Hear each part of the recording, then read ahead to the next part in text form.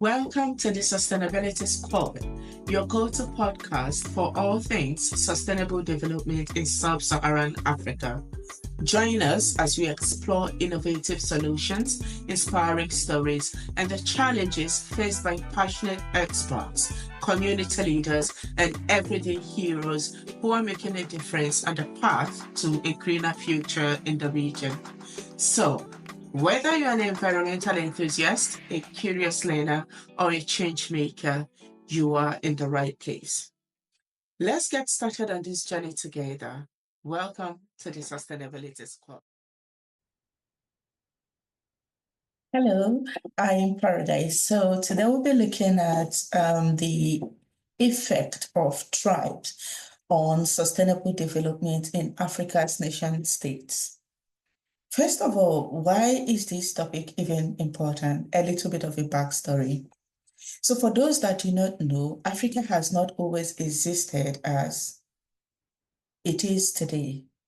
In Africa, we did not have nation states, but people existed in tribes, with people who shared their language, their culture, and their tradition, and they had like their territories. And then the Europeans arrived all through the 15th, 16th century, the slave trade era and colonization era.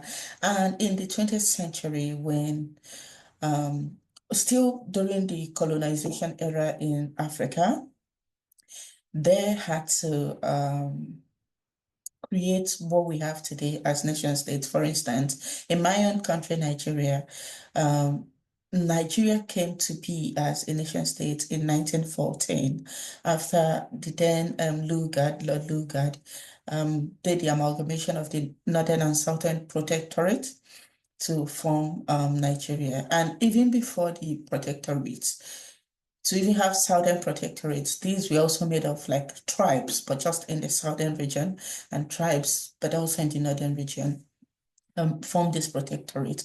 So this was like pretty much same for other African countries. In Ghana, where we had the Ashantis, and we had the Maasais. In Kenya, I believe we had Zulus. In South Africa. We had more tribes in Nigeria as well, the Igbos, the Fulanis, you talk about the Yorubas, the Efik, Binik, the Benis that made up the ancient Benin Kingdom. And yeah, it was just pretty much everything, that way across Africa.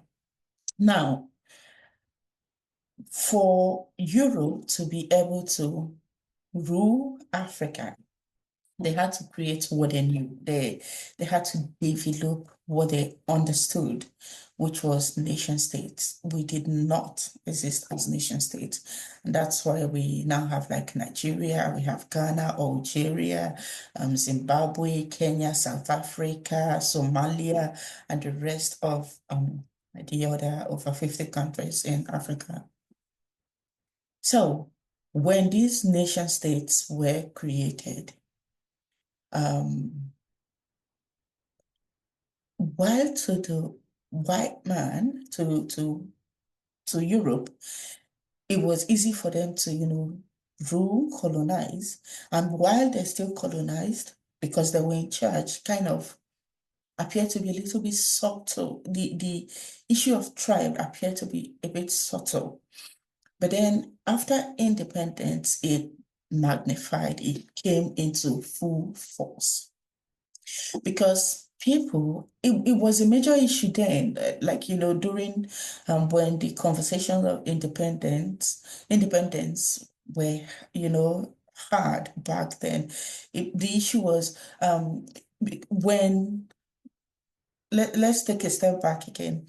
When slave trade stopped, when Britain started the La Bonnette, that's the recaptive ships that stopped slave trade across the ocean. So they kind of went after slave traders that were still sending slaves, Africans as slaves to America and mostly America. They went after these ships and they rescued people that were enslaved and brought them back to Africa. Many of them were dropped off in Libreville, like Freetown, that's Sierra Leone of today.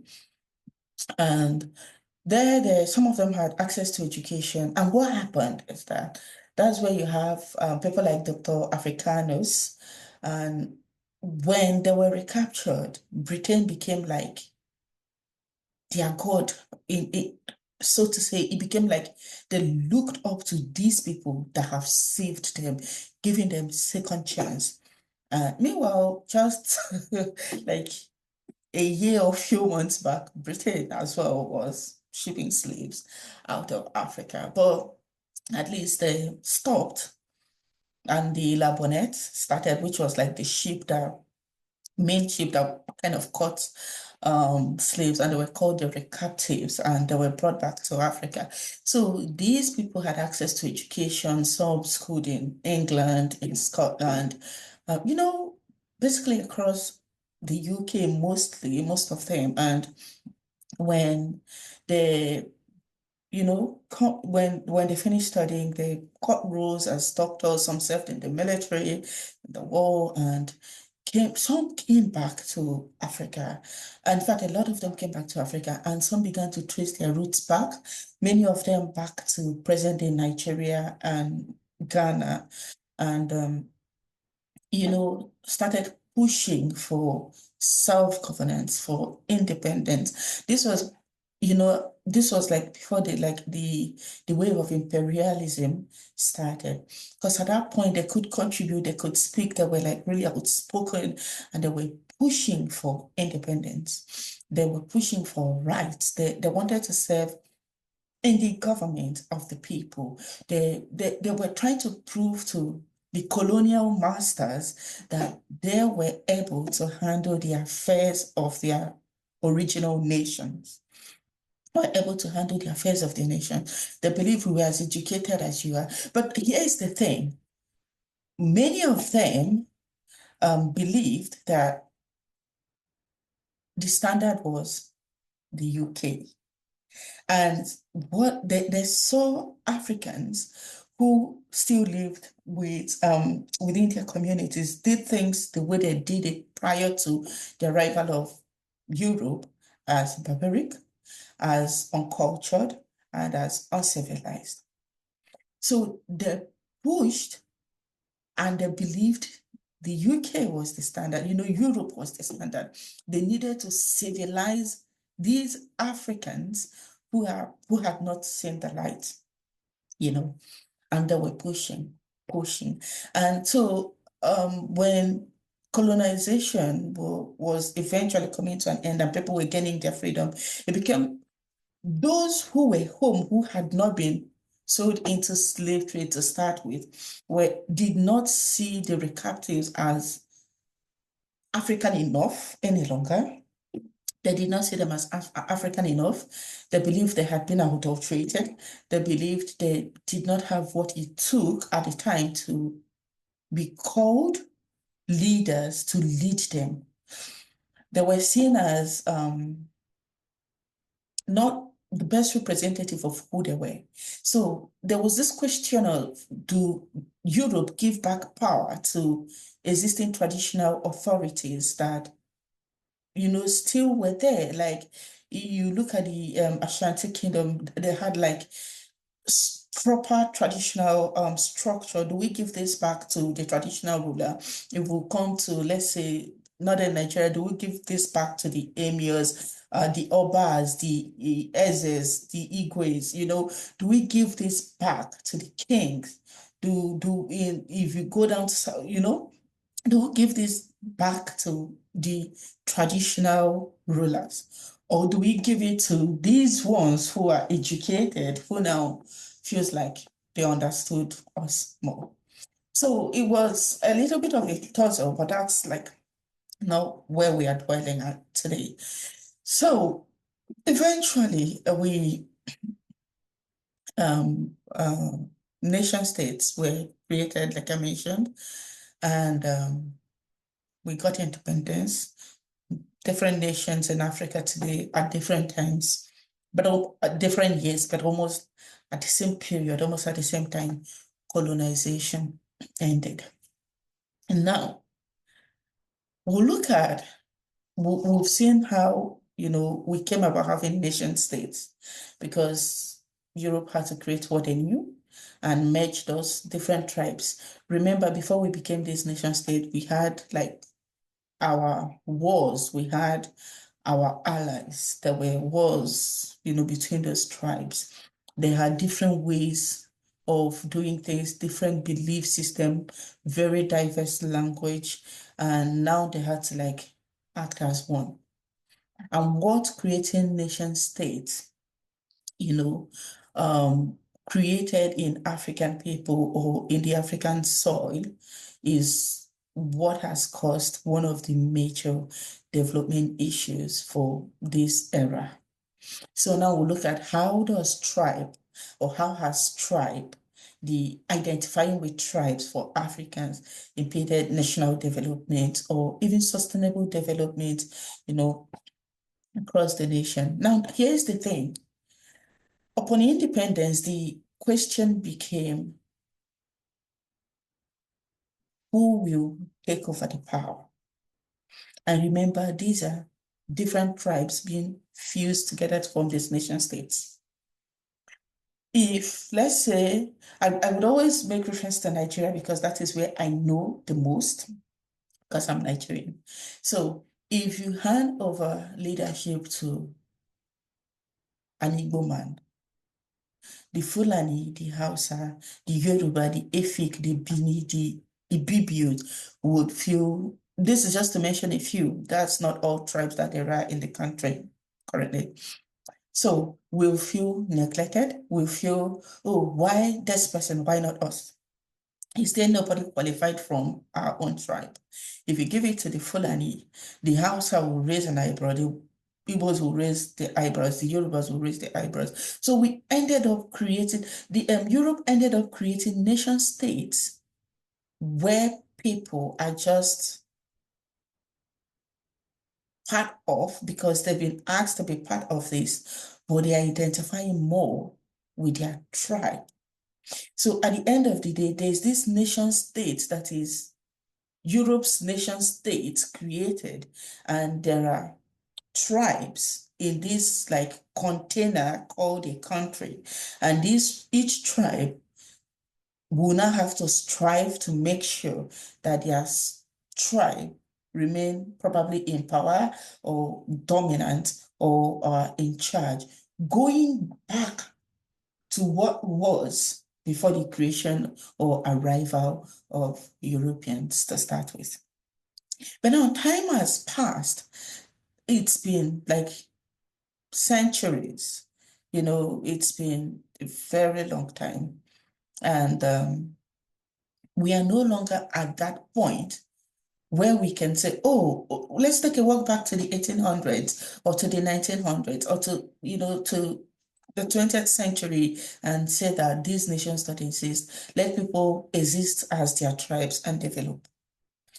It is not something we are able to do. We cannot go back in time to undo what had been done, So if you look at the question, how does this tribe thing affect sustainable development? You see, by each tribe trying to be the dominant tribe or trying to be the one in charge or the one that decides or the one that, has or the one that holds power, it then undermines national interest. So whereby we no longer as a people look at who has the interest of this container, this nation, this country. We now look at the interest of the tribe. Who will bring it to our tribe so that our tribe will be up there? Who the resources will come to our tribe, more of our people. It becomes our on the tribe level instead of the nation state level.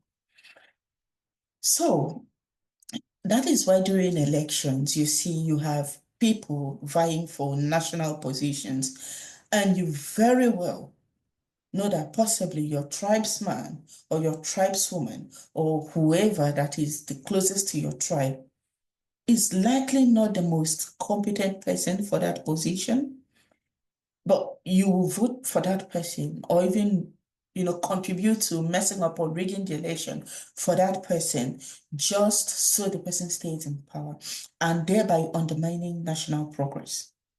So you put someone who has no clue of what running in a country or an institution or a department of government is in power or in that position to do absolutely nothing and ruin efforts that people before them had, like worked on.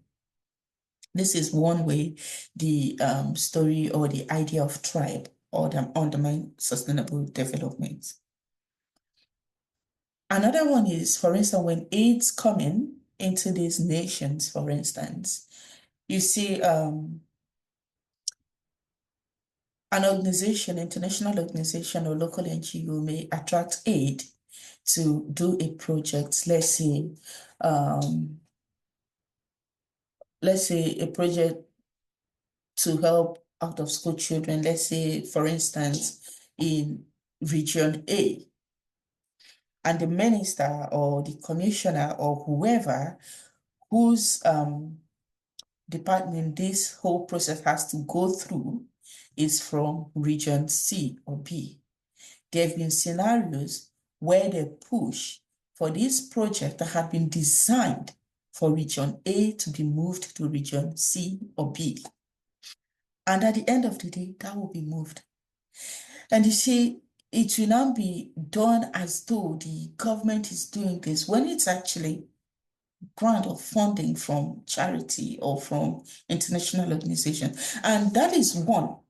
Another thing is, this project might have been done to help someone in this region because there would have been an assessment saying these people need more help in education. And then you move this to a region that really does not need that project, thereby undermining national progress or sustainable development. And that is why you ask yourself over and over again, there are reports of billions and billions and billions and billions of dollars being sent to Africa as aid. But the more you look, the less you see. Let's take Nigeria, for instance. It's been over 60 years of constant aid, from different countries across Europe, from the US, now from Asia. There's aid, there's grants, there's loan everywhere. The last time we had a senator crying on national TV about how they need help. And these help come, they arrive, they are given, the aids are given.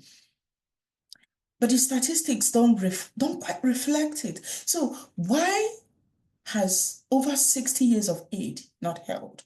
We will look at this in another video where we'll explore the economic aspect of it, the social and political aspect of it. But this is just some questions I need you as a viewer to ponder on. And again, back to what we were talking about. So how has the issue of tribe impeded national or sustainable development in nation states Africa? By identifying just with tribe and fighting for the interests of the tribe on all fronts without paying attention to the interest of the nation, it undermines national progress in a way that, assuming if it's in the interest of Nigeria as a nation to promote agriculture, but then there is a minister of agriculture who is probably not from a region where we make most agricultural products.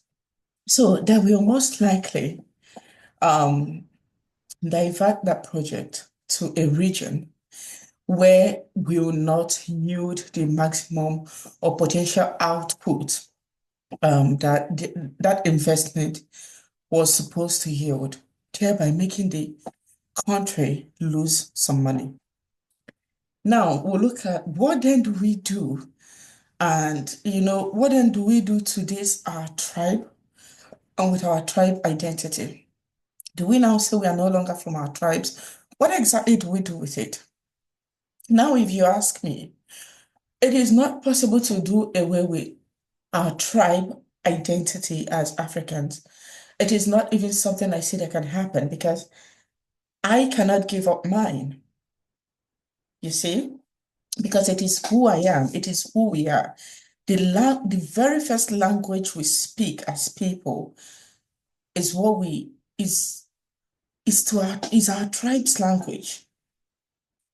Our culture, most of our mannerisms, our beliefs is from our tribe. It is who we are. However, it is very important that we identify with our tribe, with our values. I believe we can identify with our tribes and at the same time prioritize our nation. Identify with your tribe as a means of identity, but prioritize the affair of your nation. Let there be sincerity. Let there be a matter of trust. We need to build trust among ourselves. And there are individuals who know this.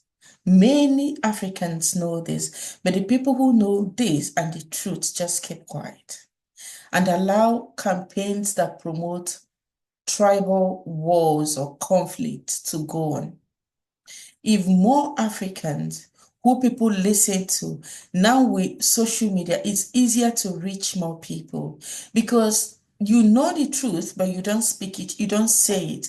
People will not hear it because you don't say it.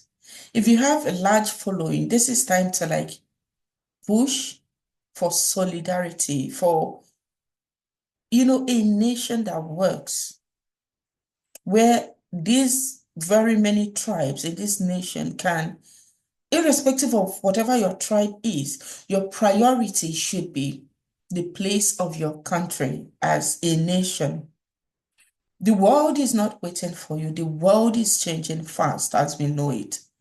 And it bothers, we need to look beyond tribes. Identify, believe in your tribe, identify with it, but look beyond it when it comes to national issues, when it comes to development issues, when it comes to people's rights, human rights, when it comes to things that affect lives. Excuse me. Stand on the path of truth, equality, and transparency. If you know the truth, you need to say it. If you have to start a campaign in your very small circle, communities, do it. Speak to people, engage people, have a conversation. You just never can tell how far or how much that spark in that conversation can change someone's life or perspective. Now, so what do we do with our tribes? We keep them, but we should learn to look beyond our tribes on national issues. And now that we are a nation state, what next? We should prioritize the nation states because it is now who we are. It is now what we have. We can no longer go back to 1800s. We cannot go back to the 15th century. We cannot go back to 13th century. We cannot go back to 17th century. We are in the 21st century and we need to learn to build the nation states that we now have. We need to learn to say the truth to power, to contribute to it. A lot of us know what to. There's this French saying, La bouche qui mange ne parle pas. It simply says like the mouth that, like when you're eating, when you're at the table, you don't speak. Africans conveniently keep quiet when they're invited to this table, no matter how sour it is. Once your tribesman is in power, once your friend is in power, once your relative is in power, or is one of the people destroying our countries across this continent, you keep quiet. you pad the words, you try to be politically correct, you try to, say the truth, but just from one side of your mouth, that will not take us anywhere. Because if people will hear the truth, they should be able to also hear it from people that care about them and that they care about. You're a child, you are a youth, and your parents or a relative is one of the people leading. I can't, for instance, you take some African countries, for instance. Let's take Cameroon. How long has the president been in power? How old is he? And how long has he been president? How- these things, these are things we should look into as people. It's not just, that's why when a group of people break out to like question these things, they are labeled, they are tagged. But it's something that should be a matter of national issue. Like, this should be a national problem.